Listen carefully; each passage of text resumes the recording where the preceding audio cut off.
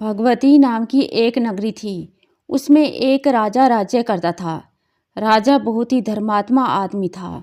वह साधु संतों और लोगों की बहुत सेवा और मदद किया करता था।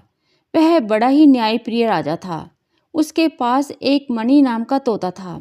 एक दिन राजा ने उससे पूछा, हमारा ब्याह किसके साथ होगा? तोते ने कहा, मगध देश की राजा की बेटी के साथ होगा। राजा ने ज्योतिषी को बुलाकर पूछा तो उसने भी यही कहा। उधर मगध देश की राजकन्या के पास एक मैना थी। उसका नाम रूपसी था। एक दिन राजकन्या ने उससे पूछा कि हमारा विवाह किसके साथ होगा? तो उसने कह दिया कि भगवती नगर के राजा के साथ आपका विवाह बड़ी धूमधाम के साथ होगा। इसके बाद दोनों का विवाह बड़े धूमधाम के साथ कर दिया गया। दोनों राजा और रानी बहुत प्रेम से प्रसन्नता पूर्वक साथ रहने लगे। रानी के साथ उसकी मैना भी आ गई। राजा रानी ने तोता मैना का विवाह कर दिया। उन्हें एक पिंजरे में रख दिया। एक दिन की बात है कि तोता मैना में आपस में बहस हो गई। मैना ने कहा, आदमी बड़ा पापी, दगाबाज और अधर्मी होता है। तोते ने कहा, स्त्री झूठी, लालची और हत्यारी होती है। दोनों का झगड़ा बढ़ गया तो राजा ने कहा, क्या बात है, तुम आपस में लड़ते क्यों हो? मैना ने कहा, महाराज, मर्द बड़े बुरे होते हैं। राजा ने पूछा, ऐसा क्यों कह रही हो? किस मर्द ने बहुत बड़ी बुराई की है? राजा को मैना की बात सुनकर बहुत आश्चर्य हुआ। मैना ने कहा, महाराज, मैं ऐसे ही नहीं कह रही हूँ। मैं आपको एक कहानी सुनाती हूँ। तो मैना ने राजा को कहानी सुनानी शुरू की। उसने कहा, रामपुर नगर में एक सेठ रहता था।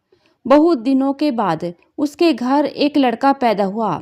सेठ ने उसका बड़ी अच्छी तरह से लालन पालन किया। वह लड़का बड़ा होकर जुआ खेलने लगा।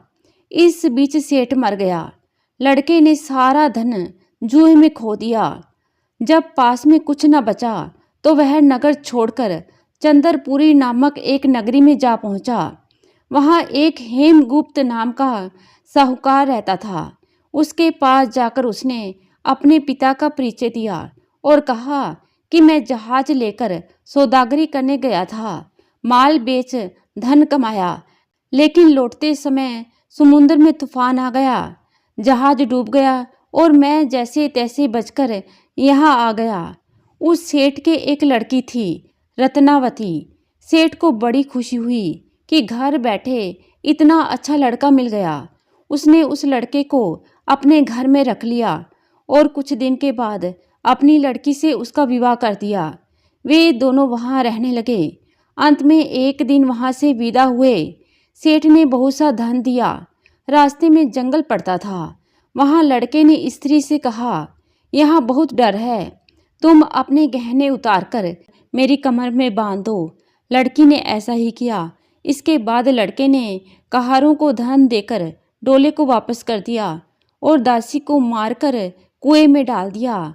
फिर स्त्री को भी कुएं में पटक कर आगे बढ़ गया। स्त्री रोने लगी। एक मुसाफिर उधर से गुजर रहा था।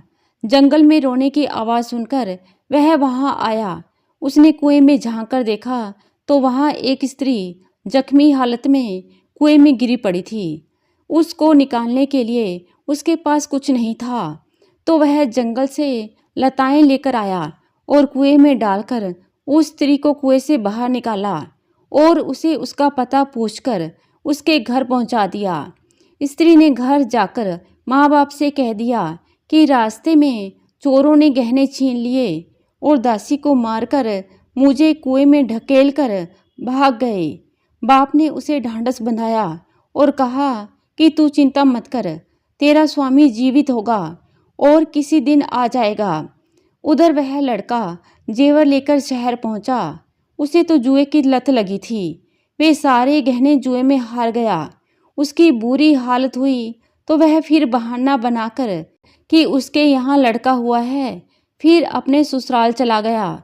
वहाँ पहुँचा तो वहाँ पहले उसकी स्त्री मिली। वह बड़ी खुश हुई। उसने अपने पति से कहा, आप कोई चिंता ना करें, मैंने यहाँ आकर दूसरी ही बात बता दी है। जो कहा था वह उसने सब बता दिया। पत्नी ने कहा, आप जरा भी घबराओ मत, आपको शर्मिंदा होने की कोई आवश्यकता नहीं है। आदमी लोग में कभी कभी ऐसा कर बैठता है, किंतु मुझे आपसे कोई शिकायत नहीं है। अब आप आ गए हैं तो सब ठीक हो जाएगा। सेठ अपने जमाई से मिलकर बड़े प्रसन्न हुए और उन्होंने उसे बड़ी अच्छी तरह से घर में रखा। कुछ दिन के बाद एक रोज वह लड़की गहने पहने सो रही थी। उसने चुपचाप छुरी से उसे मार डाला और उसके गहने लेकर चंपत हो गया। मैना बोली, महाराज, यह सब मैंने अपनी आंखों से देखा है। ऐसा पापी होता है आदमी। राजा ने तोते से कहा, अब तुम बताओ कि स्त्री क्यों बुरी होती है? क्या वजह है जिसे तुम्हें लगता है कि स्त्री सबसे ज़्यादा बुरी है? तुम्हारे साथ तुमने ऐसी कौन सी घटना देखी है या सुनी है? इस पर तोते ने एक कहानी सुनानी शुरू की। तोते ने कहा, कंचनपुर में सागर दत्त नाम का एक सेठ रहता था। उसके श्री दत्त नाम का एक लड़का था। वहाँ से कुछ दूर पर एक और नगर था, श्री विजयपुर। उसमें सोमदत्त नाम का एक सेठ रहता था। उसके एक लड़की थी, जयश्री, जो श्री दत्त को ब्याई गई थी। ब्याह के पश्चात श्री दत्त व्यापार करने प्रदेश चला गया। 12 वर्ष हो गए और वह न आया तो जयश्री व्याकुल होने लगी। एक दिन वह अपनी अटारी पर खड़ी थी कि एक आदमी उसे दिखाई दिया। उसे देखते ही वह उस पर मोहित हो गई। उसने उसे अपनी सखी के घर बुलवा लिया। रात होते ही वे उसके घर चली जाती और रात भर वहाँ रहकर दिन निकलते ही पहले ही लौट आती। वह स्त्री उस पुरुष के प्रेम में पड़ गई थी और दोनों में प्रेम लीलाएं होती। इस बीच एक दिन उसका पति परदेश से लौट आया। स्त्री बड़ी दुखी हुई। वह क्या करे? आदमी थका हारा आता है। जैसे ही उसकी आँख लगी, स्त्री उठकर अपने दोस्त के पास चल दी। रास्ते में एक चोर खड़ा था। उसने सोचा, देखूं यह स्त्री आधी रात को कहाँ जाती है। धीरे धीरे वह सहेली के मकान में पहुंची। चोर भी पीछे पीछे गया। स्योंक से आदमी को सांप ने काट लिया था। वह मरा पड़ा था। स्त्री ने समझा सो रहा होगा। वहीं आंगन में पीपल का एक पेड़ था जिस पर एक पिचास रहता था। वह यह लीला देख रहा था। उसने उस आदमी के शरीर में प्रवेश कर उस स्त्री की नाक काट ली और फिर उस आदमी के शरीर से निकलकर पेड़ पर जा बैठा। स्त्री रोते हुए अपनी सहेली के पास गई। सहेली ने कहा, तुम अपने पति के पास जाओ और वहां बैठकर रोने लगो। कोई पूछे तो कह देना कि पति ने नाक काट ली है, उसने ऐसा ही किया। उसका रोना सुनकर लोग इकट्ठे हो गए। आदमी जाग उठा। उसे सारा हाल मालूम हुआ तो वह बहुत दुखी हुआ। लड़के के बाप ने कोतवाल को खबर दी। कोतवाल उन सबको राजा के पास ले गया। लड़की की हालत देखकर राजा को बहुत गुस्सा आया। उसने कहा, इस आदमी को सूली पर लटका दो। वह चोर वहां खड़ा था। जब उसने देखा कि बेकसूर आदमी को सूली पर लटकाया जा रहा है तो उसने राजा के सामने जाकर सब हाल सच सच बता दिया। बोला, अगर मेरी बात पर विश्वास ना हो तो जाकर देख लीजिए। इसकी सहेली के घर उस आदमी के मुंह में इस स्त्री की नाक अभी भी है। राजा ने मंत्री को आदेश दिया कि जाकर पता करो क्या बात सच है और क्या झूठ। राजा के आदेश पर मंत्रियों ने जाकर देखा तो बात सच निकली। इतना कहकर तोता बोला, राजा, स्त्रियां ऐसी ही होती हैं। राजा ने उसका सिर मुंडवाकर गधे पर चढ़ाकर नगर में घुमाया और शहर के बाहर छुड़वा दिया।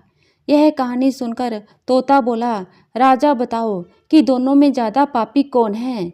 राजा ने कहा, स्त्री अधिक पापी होती है। राजा ने कहा, मर्द कैसा भी दुष्ट हो उसे धर्म का थोड़ा बहुत विचार रहता है, स्त्री को नहीं रहता, इसलिए वह अधिक पापी है। राजा के इतना कहते ही तोता और मैना की लड़ाई समाप्त हो गई और वह दोनों प्रेम से रहने लगे। तो दोस्तों, ये कहानी आपको कैसी लगी? आशा करती हूँ कहानी को पसंद करेंगे। धन्यवाद।